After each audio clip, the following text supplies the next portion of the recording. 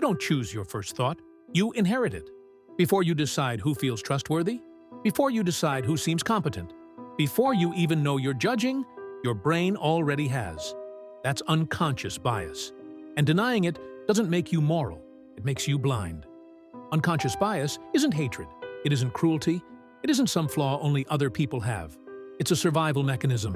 Your brain evolved to make fast decisions with incomplete information. Friend or threat, familiar or foreign, safe or risky. Speed mattered more than fairness. That system never turned off. It just got dropped into a modern world full of nuance, diversity, and complexity. Here's the uncomfortable part.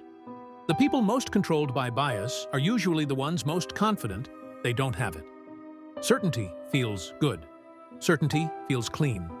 Certainty feels righteous. But certainty shuts down curiosity. And curiosity is the only thing that exposes bias.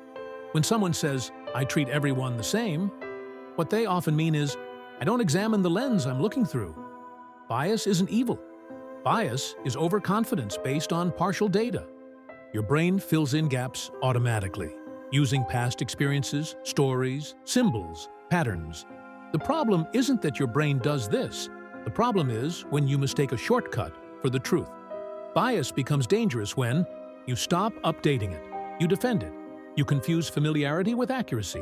You don't defeat unconscious bias by pretending you're above it. You defeat it by making it conscious enough to question. Instead of asking, "Am I biased?" ask, "Why did that reaction feel automatic? What story did my brain just tell me? What evidence would change my mind?" This isn't self-attack, it's mental hygiene. Bias exposed to daylight becomes adjustable. Bias hidden behind certainty becomes permanent. Unconscious bias asks a humiliating question. What if your first thought isn't your best thought? Growth begins when you answer. Then I owe myself a second one.